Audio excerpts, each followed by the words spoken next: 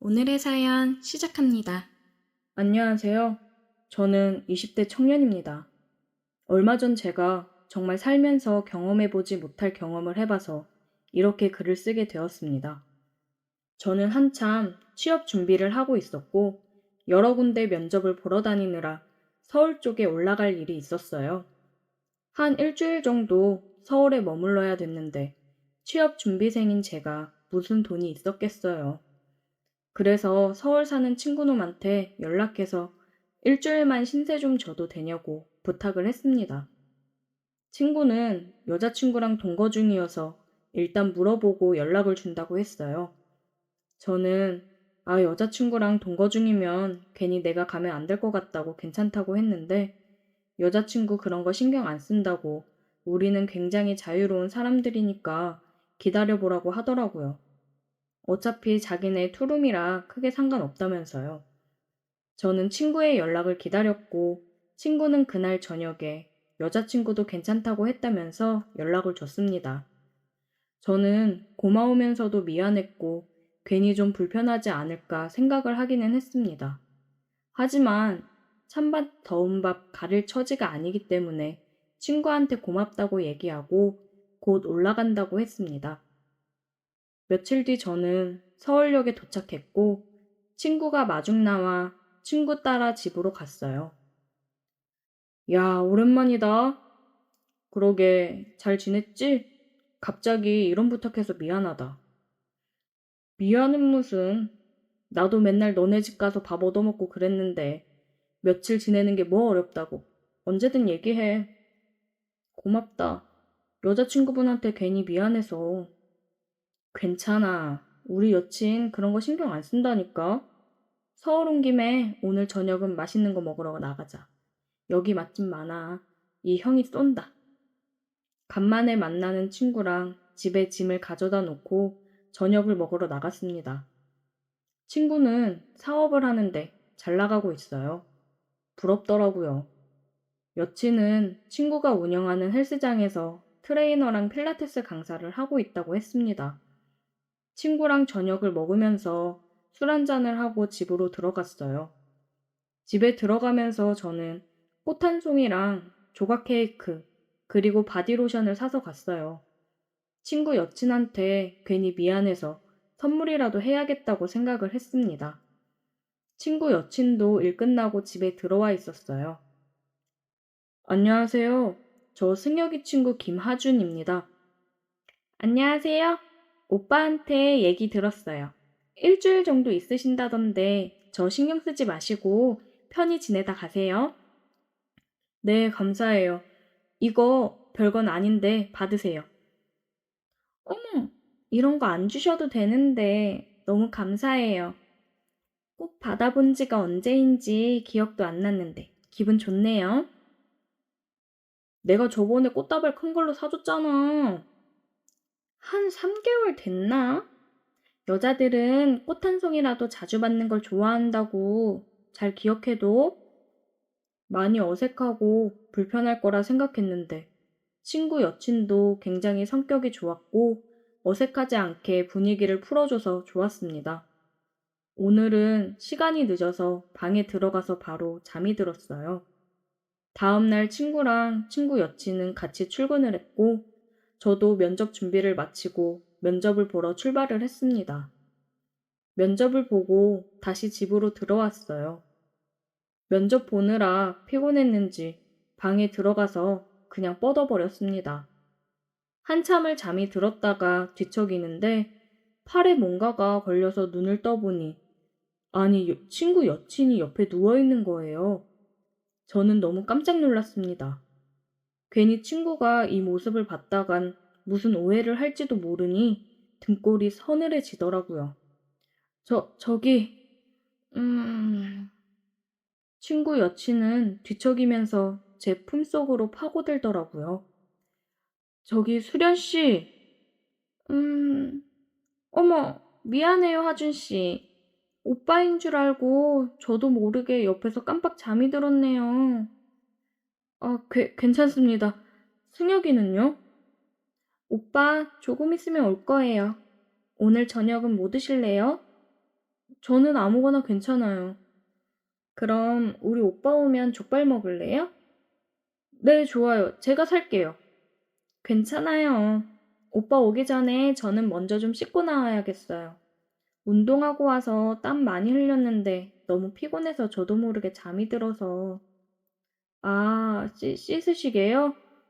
네, 그럼 저는 방에 좀 있다가 나갈게요. 네, 제가 족발 주문할게요. 혹시 오면 좀 받아주세요. 네, 제가 받을게요. 친구 여친은 씻으러 들어갔고, 저는 방에서 마음을 진정 좀 시키고 있었어요. 조금 있다가 다행히 친구가 집에 왔습니다. 왔어? 족발 시켰는데 잘 맞춰왔네. 안 그래도 배 겁나 고프다. 수련이는? 수련 씨? 씻는다고 하던데? 아, 나는 밥 먹고 씻어야겠다. 힘들다, 힘들어. 고생했다. 족발도 왔나 보다. 때마침 족발이 도착했고, 저는 족발을 받아서 상을 차리고 있었습니다. 어? 족발 빨리 왔네요. 친구 여친은 나시의 반바지 차림으로 나와서 머리에 수건을 감싸고 앉았어요. 눈을 어디다 둬야 될지를 모르겠더라고요. 빨리 먹자. 배고프다. 족발을 먹으면서 냉장고에 있던 맥주랑 소주를 꺼내서 같이 마셨습니다. 요즘 매일 취업 준비하느라 술을 안 마셨었는데 얼마 만에 마시는 술인지 너무 시원하고 맛있었어요. 완전 꿀맛이었습니다. 한참을 그렇게 술을 마시며 족발을 먹고 있는데 친구가 얘기를 하더라고요. 저기, 하준아, 우리가 너가 부탁해서 일주일 정도 우리 집에 있기로 했잖아. 그래서 우리도 너한테 부탁하고 싶은 게 있는데. 아, 혹시 어느 정도 비용 지불하는 거면 얘기해줘. 내가 준비해서 줄게. 안 그래도 나도 너무 오래 신세 져서 미안했거든. 아, 아니, 돈은 괜찮아. 편히 있으라고 했잖아. 그러면 어떤 부탁? 실은 우리 커플이 다른 커플들이랑은 좀 달라. 서로, 뭔가 굉장히 다양하게 즐긴다고 해야 되나? 어? 무슨 말인지 모르겠다. 너만 괜찮으면 우리 셋이서 해볼래? 그게 무슨, 야, 이 자식아, 너 취했지? 할 말이 있고 못할 말이 있지. 여자친구 옆에 두고 뭐 하는 거야? 하준 씨, 우리 지금 진지하게 얘기하는 거예요. 오빠랑 제가 취향이 좀 독특하거든요. 그래서 하준 씨만 괜찮으면 해보고 싶은데. 어때요?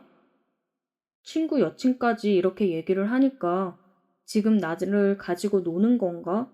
장난치는 건가 생각이 들더라고요. 에이, 장난 그만해요. 장난 아니야, 새끼야. 너는 완전 땡큐 아니야? 솔직히 남자들 이런 로망 한 번쯤 있지 않냐? 어떻게 생각해? 이런 기회 흔치 않다, 진짜.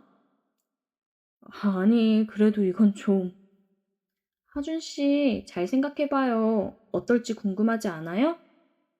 저도 술이 취했고, 아까 제 옆에서 잠들어 있던 친구 여친을 생각해보면, 저야 물론 하고 싶죠. 마음이 그렇긴 해도 그게 쉽나요, 어디?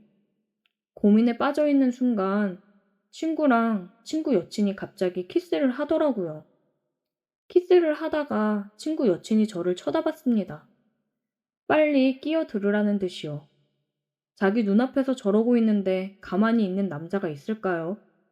저는 에라 모르겠다라는 생각으로 친구를 옆으로 밀고 친구 여친에게 키스를 했습니다. 진짜 이게 엄청 흥분되더라고요. 얘네가 왜 이런 걸 즐기는지 알 것 같았습니다. 우리 셋은 정말 뜨거운 밤을 보냈어요. 제 인생 최고의 경험이었습니다. 친구 집에서 지내는 동안 우리는 그렇게 뜨겁게 보냈어요. 가끔 친구가 일을 가고 집에 둘이 있는 날이면 둘이서도 뜨거워졌습니다. 그러다 이제 집에 갈 날이 되니까 많이 아쉽더라고요. 내가 여기에 빠져 앞으로도 이런 걸 원하게 되면 어떡하나 걱정이 되더라고요. 마지막 밤을 우리는 정말 밤새 뜨겁게 보냈어요. 제가 다시 돌아가는 걸 두 사람도 많이 아쉬워하더라고요. 이제 면접 합격 발표를 앞두고 있는데 합격하면 서울 가서 지낼 텐데 친구 커플이랑 다시 한번 이런 걸 기대해봐도 될까요? 벌써부터 그 좋았던 것들이 자꾸 생각이 납니다. 안녕하세요. 저는 결혼한 지 12년 된 주부입니다. 저에겐 남들이 부러워할 만한 스펙을 가진 남편이 있어요. 돈도 잘 벌고 인성도 좋아서 친구들은 제게 시집 잘 가서 부럽다는 이야기를 만날 때마다 하곤 했죠. 제 남편은 제가 봐도 정말 훌륭한 인성에 돈도 잘 벌고 저만 사랑해주는 만점짜리 신랑감입니다. 그런데 문제는 남편의 어머니예요. 남편과 결혼 후에 첫 6개월은 시어머니와 함께 살게 되었어요. 시어머니 집에서 얹혀 산 게 아니라 저희 신혼집에서 함께 살았습니다. 그렇다고 시어머니께서 집이 없는 것도 아니었죠. 시어머니는 강남의 60평이 넘는 고급 빌라에서 아버님과 함께 살고 계세요. 그런데 아버님만 그 집에 놔둔 채 저희 집에 들어와 살게 되신 거죠. 시어머니가 굳이 신혼집에 들어와 함께 사신 이유는 결혼 전 점을 봤는데 그 점쟁이가 한 말 때문이었어요. 시어머니가 신혼집에 함께 살아야 애군도 맞고 4대 독자 집안에 대를 이을 수 있다고 했다네요. 시어머니 말씀에 의하면 저희 남편은 사주에 나무가 많은 사주라고 하더군요. 나무가 많으면 건강상으로는 위장이나 신경계 질환이 생길 수 있다고도 했고요. 그래서 시어머니 사주에 화가 있어서 남편의 나무 기운을 눌러주어서 지금까지 사건 사고 아픈 데 없이 잘 살았다고 하시더라고요. 저는 사주팔자나 미신을 믿는 편이 아니어서 제게는 허무맹랑하게 들렸는데 저희 시어머니는 이런 것들을 철석같이 믿으시더라고요. 그런데 문제는 바로 저의 사주였어요. 제가 금기운이 강해서 남편 사주와 상극이라고 하더라고요. 금의 기운이 목 기운을 극한다고 하더군요. 예를 들면 도끼가 나무를 베듯이요. 그런데 화가 금의 기운을 녹이니 제 기운을 약화시켜 셋이 같이 살아야 좋다는 이야기였어요. 평생 같이 살 수는 없으니 4대 독자 집안에 손자만 낳아주면 시어머니는 다시 본가로 돌아가신다는 거였죠. 사주를 재미삼아 보는 저와는 달리 저희 시어머니는 너무 철석같이 믿으세요. 그래서 결혼하자마자 시어머니께서 저희 신혼집에 들어오시겠다고 하신 거였죠. 전 처음에 어처구니가 없었지만 착한 남편이 절 설득하는 바람에 그래, 아기 낳을 때까지만 참으면 되겠지 라고 가볍게 생각했어요. 하지만 그건 저만의 큰 착각이었죠. 그때는 이 선택이 저를 얼마나 힘들게 할지 전혀 상상도 못했네요. 시어머니는 모든 걸 사주와 미신에 접목해서 사사건건 참견을 하셨어요. 부부 관계할 때조차 저희 마음대로 할 수가 없었죠. 시어머니께서 두 눈 뜨고 지켜보고 있었으니까요. 부부 관계는 무당이 점지해준 날짜와 시간에 맞춰서 해야 했어요. 심지어 자세까지 코치해 주시기까지 하니 나쁘끄럽고 너무나 민망해 하루하루가 가시방석인 신혼생활이었습니다. 두어 번 시어머니가 시키는 대로 했지만 그 후로는 도저히 못하겠어서 이 핑계 저 핑계를 대며 잠자리를 갖지 않았네요. 집안의 부적은 기본이고 어느 날은 회사에 출근했는데 제 핸드백에서 부적이 나오기도 해서 남들이 볼까봐 얼른 깊숙이 넣어 숨긴 적도 있어요. 하지만 이 정도는 애교에 불과했습니다. 하루는 어머님이 제 앞에 허름한 속옷을 내밀었어요. 며느라, 이거 아주 귀한 거다. 다 낡은 속옷이네요. 어머니 거예요? 이게 왜 내 거야? 네 거지? 네? 저 그런 속옷 없는데요. 그거 아들을 셋이나 낳은 여자가 입었던 속옷인데 그거 입으면 아들 낳는다더라. 어머니, 이게 언제적 이야기예요. 그런 거 다 미신이에요. 더럽게 남이 입던 걸 어떻게 입어요? 더러워? 내가 이 속옷 사온다고 얼마를 쓴 줄 아니? 그리고 이건 미신이 아니라 과학이야. 이 속옷에 좋은 균들이 묻어 있어서 임신에 도움이 되는 거라니까. 한마디로 임신되게 하는 유산균 같은 게 있는 거지. 그럼 설마 그거 빨래도 안 된 거예요? 빨래하면 효과가 없어지니까 당연히 안 했지. 어머니, 저 절대 그거 못 입어요. 그냥 도로 가져다 주시고 환불 받아오세요. 너 정말 시애미 말 안 들을 거야? 그러다 너애 못 가지면 어쩔래? 네가 지금 젊은 것도 아니고 내년이야 40인데 요즘 조기 폐경이다 뭐다 말 많던데 너도 그러다 폐경 오면 어쩔래? 어머니. 엄마, 제발 이런 것 좀 사오지 마. 그렇게 좋은 거면 엄마가 입고 내 동생 놔줘요. 뭐 이 녀석아? 말이 되는 소리를 해? 엄마가 먼저 말이 안 되는 소리를 하니까 그렇죠. 네가 애초에 젊은 여자 데리고 왔으면 이런 일도 없었잖아. 저런 자궁 다 늙어 빠진 애 데려와서 이 고생을 시키니? 엄마, 민지 앞에서 그게 무슨 막말이야. 엄마 아들도 40 넘었어.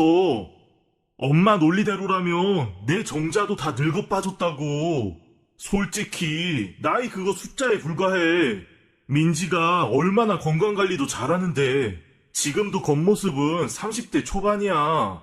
그리고 그 나이에 민지 같은 몸매 유지하기가 어디 쉬운 줄 알아? 아이고 팔불출 나셨네. 그러니까 내 말은 엄마가 그런 미신에 의지하지 않아도 우리 나름대로 운동하고 영양제 먹으면서 노력하고 있으니까 걱정하지 말라고요. 그런데 그 팬티 환불되는 거 맞아요? 그건 왜? 난 이거 환불할 생각 없다. 꼭 입힐 거다. 알았어요, 주세요.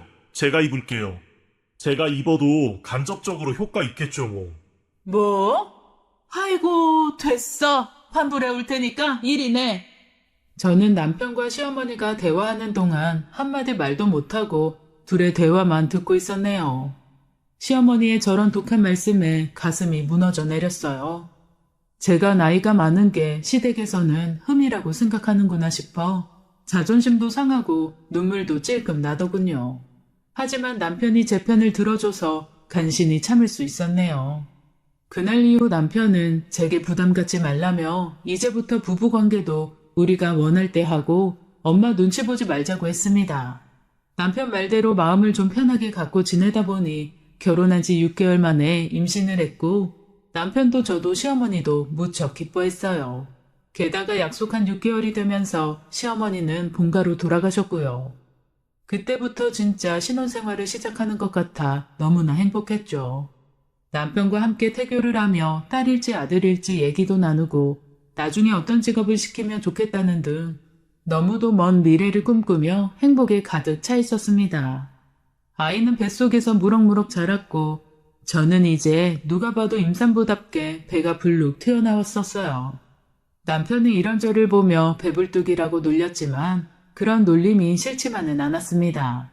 하루는 집에서 설거지를 하고 있는데 밑이 축축하더군요. 화장실에 가서 확인을 해보니 피가 섞인 분비물이 나와 있었어요. 저는 바로 병원에 갔고 병원에서는 늦게 왔으면 길에서 아기를 낳을 뻔했다며 응급수술을 해야 할지도 모른다고 했습니다. 아기 양막이 내려와 내진을 해보니 아기 발이 만져진다고 해서 수술을 하면 양수 파열로 수술 자체가 안 될 수 있다고 하더군요. 그냥 이 상태로 누워서 아기가 자랄 때까지 기다려야 한다고 했죠. 그런데 결국 그날 밤 양수가 터져버렸습니다. 23주 5일 만에 태어난 아기는 510g의 무게로 너무나도 작았습니다. 아기는 곧바로 신생아 집중 치료실에 보내졌어요. 저는 수술 후 걸을 수 있게 되자마자 아기를 보러 갔습니다. 아기의 팔은 제 손가락만큼이나 작고 얇았어요. 아기를 보는 순간 아기를 꼭 살려야겠다는 생각이 들었고 매일매일 기도했습니다. 하지만 너무 일찍 태어났기 때문에 병원에서는 살 가망성이 50%라고 했죠. 제발, 제발이라는 말만 하며 2달이 지났을 무렵 아기는 하늘나라로 떠났습니다. 못난 어미 때문에 제대로 커보지도 못하고 하늘로 간 아기를 생각하면 너무 슬프고 괴로워서 가슴이 무너져 내리는 것 같았어요. 그 후로 남편과 저는 매일을 눈물로 지냈습니다. 그러던 어느 날 시어머니께서 제 보약을 지어서는 집으로 오셨어요. 시어머니도 아기에 대한 기대가 무척 컸기에 많이 속상해 하셨죠. 그런데 곧 명절을 앞두고 시어머니께서 설 명절에 본가에 오기 전에 작은 상위에 밥이랑 국을 떠서 모시라고 신신당부를 하시더라고요. 어머님, 밥이랑 국은 왜요? 집에 있는 신한테 올려야 돼. 너희 집의 신이 안 좋다는구나. 저는 아이를 잃은 지 얼마 지나지도 않았는데 시어머니가 또 미신 얘기를 들먹이자 기분이 좋지 않았습니다. 그리고 왠지 떠난 아기 때문에 그러시는 것 같아 내키지 않았어요. 결국 전 시어머니께 그건 안 하고 싶다고 말씀드렸죠. 그랬더니 시어머니는 버럭하시며 말씀하셨어요. 예, 넌 그게 뭐가 어렵다고 못하니? 어차피 밥 해먹는 김에 밥이랑 국만 떠서 올리라는데 작년에 너희 애기 죽은 것도 이 집 신 때문이라고. 갑자기 언성을 높이시며 말씀을 하시는데 저는 그 다음 어머니가 하신 말씀에 순간 제 귀를 의심했습니다. 어머니, 어떻게 그런 말을 하실 수가 있어요? 우리 애기 떠난 지 얼마나 됐다고. 전 아직도 애기 태동이 느껴져서 하루하루가 힘든데. 예, 나는 뭐 그러고 싶어서 그러니? 용한 점쟁이가 그렇게 해야 애가 좋은 대로 떠난다는데 어쩌니 그럼? 전 그동안 어머님이 저한테 물어보지도 않고 온 집안에 부적을 붙이실 때도 아무 말 안 했고요. 저한테 한마디 상의 없이 굿한다고 사람들 불렀을 때도 싫은 소리 한 번 안 했어요. 그런데 어떻게 애기 문제를 신 때문이라고 얘기하시냐고요. 이날 저는 처음으로 시어머니께 대들었습니다. 남편도 그런 제 모습에 놀라 지켜만 보다가 남편도 언성을 높이더라고요.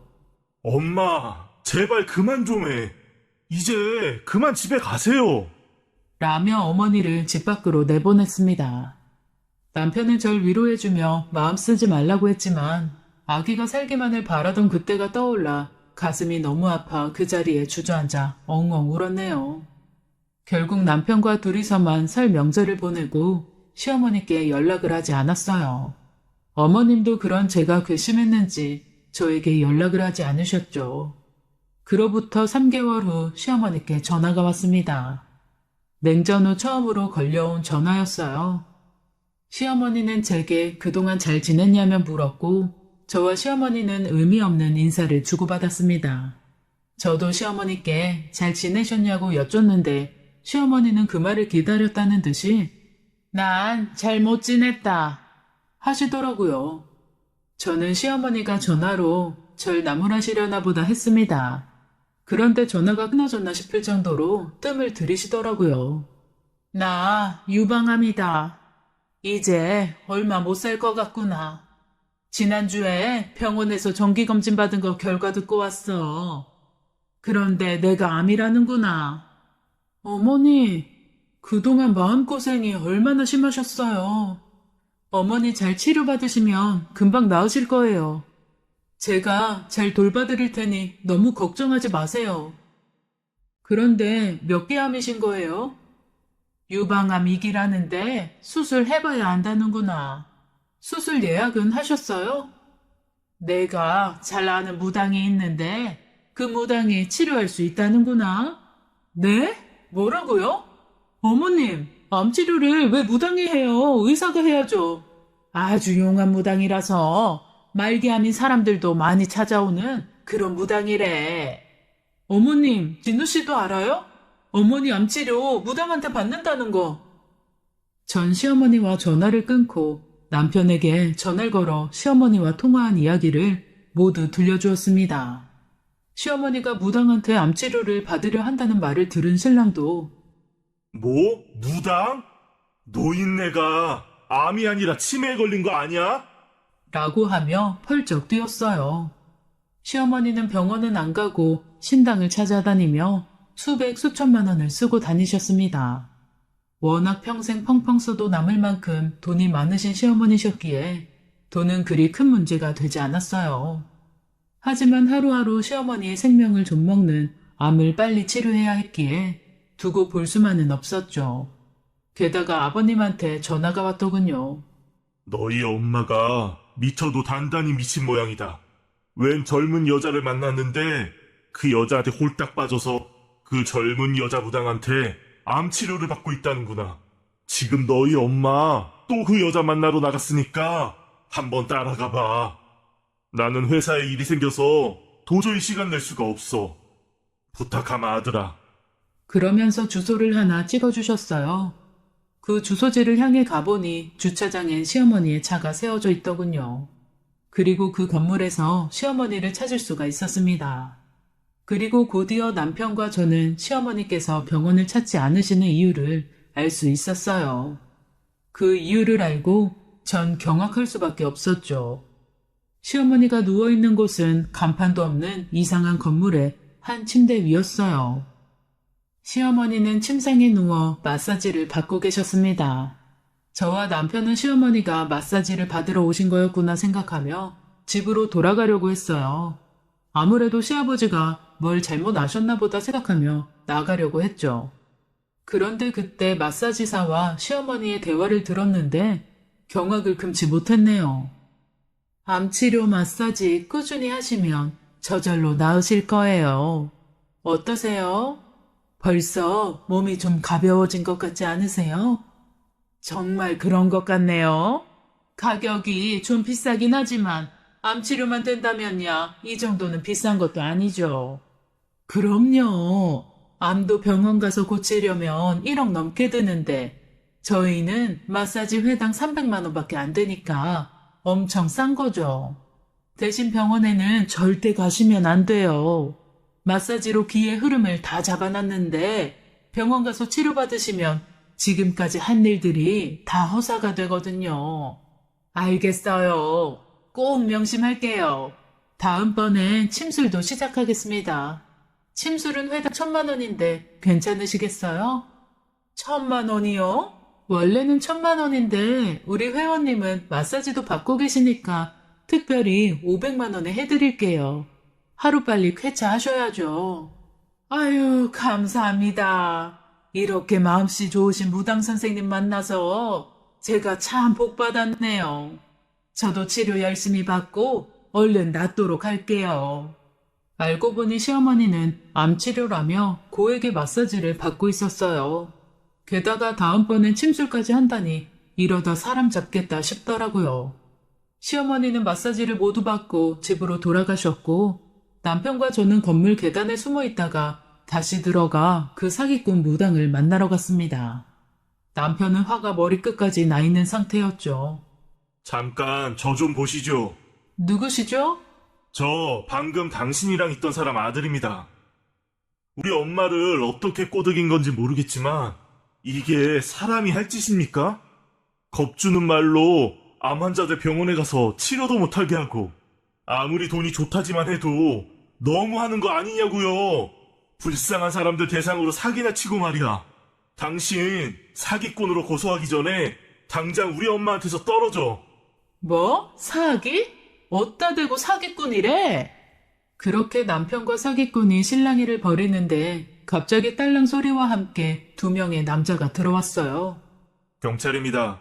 박무당 씨, 당신을 불법 시술 및 살인죄로 체포합니다. 살인죄라니. 결국 침술로 사람을 죽였다는 말에 저와 남편은 너무 놀라 입이 다물어지지 않았어요. 하마터면 시어머니도 불법 침술을 받아 저 세상을 갈 수도 있었겠구나라는 생각에 몸이 덜덜 떨렸습니다. 여보, 우리 어머님도 정말 큰일 날 뻔한 거 아니야? 그러게. 사람 목숨 가지고 장난치는 것들은 콩밥을 먹어봐야 돼. 남편은 그 여자가 경찰에 붙잡혀가는 걸 동영상으로 촬영한 후 시어머니께 보여드렸습니다. 시어머니는 충격을 받으시고는 알아두우셨고 점집도 병원에도 가지 않으셨어요. 다음날 저와 남편은 다른 무당을 데리고 시어머님 집으로 찾아갔습니다. 엄마, 민지가 진짜 용하다는 무당 데려왔어. 오늘 당장 구슬해야 된다고 해서. 고맙다 며느라. 네가 날 이렇게까지 생각해주는 줄 몰랐다. 몸져 누워있던 시어머니는 용한 무당이라는 소리에 언제 그랬냐는 듯이 일어나셨어요. 그날 무당은 구판을 벌였고 집에서는 방울소리가 울려 퍼졌습니다. 방울을 흔들고 제자리 뛰기를 연신하던 무당은 멈춰서더니 시어머니를 향해 한마디 했습니다. 너 지금 여기서 뭐 하는 거야? 마귀가 온 사방에서 네 몸에 달라붙었는데 당장 내가 말한 대로 안 하면 너 제명에 못 살아. 제발 저 좀 살려주세요. 당장 이 집에서 동북쪽으로 5km 내에 있는 병원으로 가. 그리고 유시성을 가진 의사한테 가서 수술해달라고 해. 그럼 무조건 살아. 내 말 알아들었어? 이 미련한 거사. 예, 알겠습니다. 아이고, 고맙습니다. 고맙습니다. 시어머니는 무당 앞에 엎드려 절하며 연신 고맙다는 말을 하고는 무당이 돌아간 후에 병원에 전화를 걸어 예약을 잡으셨습니다. 그 후로 그 병원에서 수술도 받고 치료도 하며 유방암을 이겨 나가셨어요. 저는 시어머니 댁에 매일 들러 항암에 좋은 반찬들과 식사를 준비하고 저녁이면 신혼집으로 돌아오곤 했네요. 그러던 어느 날 시댁에서 상을 차리고 있는데 전화가 한 통 걸려왔습니다. 시어머니가 전화를 받으시더니 연신 아이고 신령님 감사합니다 라는 말을 반복하시더라고요. 그러더니 전화를 끊었습니다. 시어머니께 무슨 전화냐고 물으니 그때 구태주고 간 무당이 전화와서는 나보고 이제 다 나았다고 앞으로 몸에 좋은 것만 먹고 운동만 하면 오래 살 수 있다는구나. 그리고 앞으로 점집이나 무당 곁엔 얼씬도 하지 말라면서 신신당부를 하네. 내가 암에 걸린 것도 그런 데서 악귀가 따라온 거라는데 이제 무서워서 점집에도 못 가겠구나. 암튼 네 덕에 내가 다 나았다. 정말 고맙다. 라고 했습니다. 제가 뭘요. 어머님 그동안 치료받으시느라 고생 많으셨죠. 라고 대답하고 시어머니를 보는데 눈에 눈물이 고이셔서는 우물쭈물 하시더라고요. 저에게 무슨 말을 하려고 하시는 것 같아 잠시 어머님 앞에 서 있었죠. 잠시 후 시어머니는 어렵게 입을 여셨습니다. 새아가, 내가 그때 일은 정말 미안했다. 난 너희 부부 잘 되게 하려고 그런 건데 네 마음에 상처를 준 것 같구나. 네가 싫다면 나도 이제 그만두마. 아기 갖는 것도 부담 갖지 말고 맘 편히 하거라. 나도 시집 와서 진우 낳기 전까지 시어머니한테 구박받고 달달 볶였었는데 시어머니가 나한테 했던 것처럼 너한테 내가 똑같이 한 것 같아서 부끄럽더구나. 그리고 너한테 막말했던 것들은 다 잊어주렴. 너도 사돈 때 귀한 딸 자식인데 내가 내 아들 나이 많은 건 생각 안 하고 너한테만 너무 나무랐어. 이 못난 시애미가 미안했다. 전 시어머님의 진심 어린 사과에 마음 깊숙이 박혀있던 가시가 빠져나가는 기분이었고 저도 눈물이 나 입고 있던 앞치마로 연신 눈물을 훔쳐냈네요. 그 후로 저희 고부 사이는 다시 좋아졌습니다. 전 집으로 돌아와 남편에게 그날 일을 이야기했죠. 남편은 제 이야기를 다 듣고 난 후 저를 안아주며 말했어요. 당신 정말 고마워. 당신이 우리 엄마 살린 거나 마찬가지야. 그때 말한 대로 용한 무당이라고 연기자 세워놓고 연기한 덕분에 엄마가 병원 가서 수술한 거잖아. 나도 설마 이게 통하겠어 싶었는데 우리 엄마가 이렇게 미신에 푹 빠져 있는 줄은 몰랐어. 덕분에 당신 계획이 통했지만 말이야. 이제 그 가짜 무당 시켜서 점집에 절대로 오면 안 된다고 일러뒀으니까 앞으로 또 미신 얘기 하실 일은 없을 거야. 그렇게 시간은 흘러 벌써 10년이 지났네요. 그 사이 저는 아들만 셋을 낳아 잘 키우고 있어요. 저희 시어머니는 운동에 취미가 생기셔서 그 어렵다는 필라테스며 타바타며 하나씩 마스터해가고 계세요.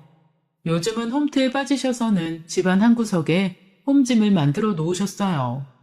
운동 안 하시던 아버님도 덩달아 운동하시며 건강하게 살고 계십니다.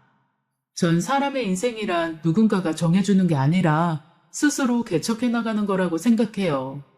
가끔 재미삼아 오늘의 운세 정도 보는 거면 몰라도 비싼 돈 들여가며 무당의 말을 맹신하는 건 인생의 낭비입니다.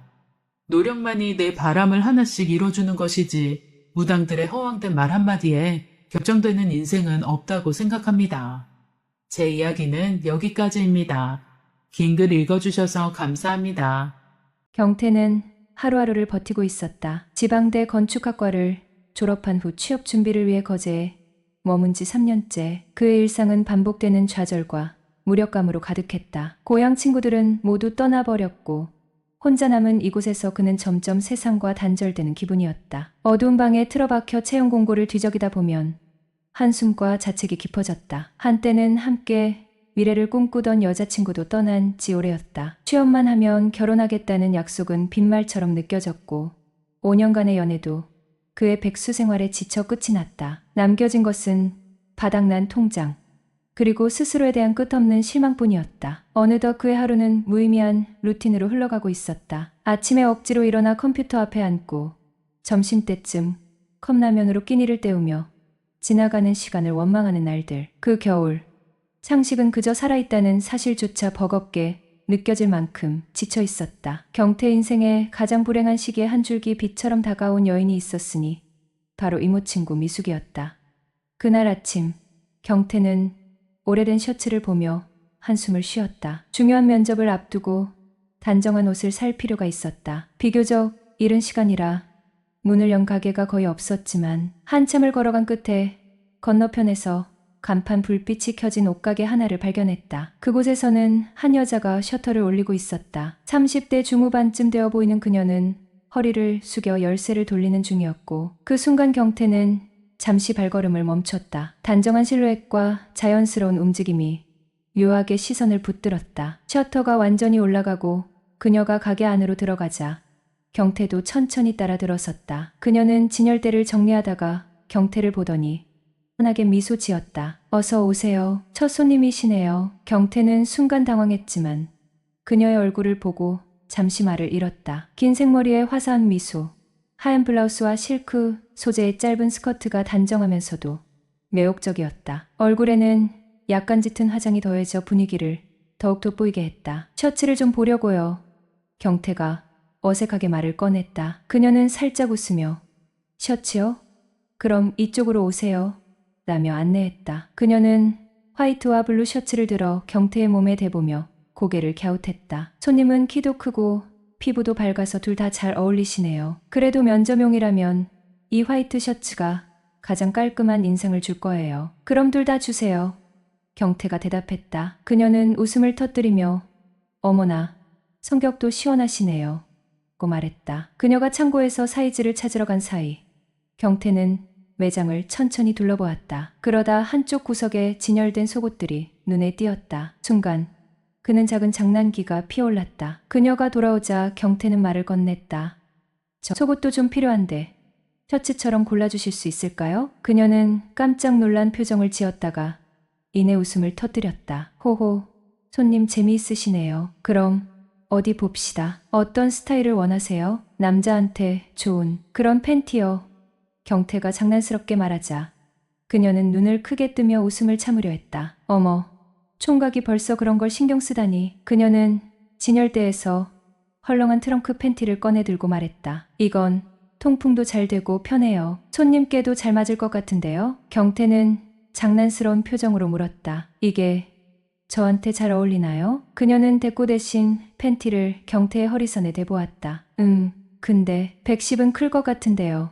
그녀가 고개를 갸웃하며 말했다. 경태는 장난스럽게 웃으며 말했다. 보기보다 커서요. 그녀는 순간 얼굴이 빨개졌고 뒤돌아섰다. 아이 참, 어린 사람이 아줌마를 놀리네. 그녀의 얼굴에 스친 당혹감과 억지로 숨기려는 웃음기가 묘하게 긴장감을 더했다. 그리고 짧은 순간이었지만 그 작은 교감이 경태의 삭막한 하루에 은근한 설렘을 남겼다. 며칠 뒤 부산에 사는 막내 이모가 갑작스레 집에 놀러왔다. 오랜만에 만난 이모와 이런저런 얘기를 나누던 중 전화벨이 울렸다. 이모가 전화를 받으며 화난 표정을 지었다. 여보세요? 어머, 미숙이야?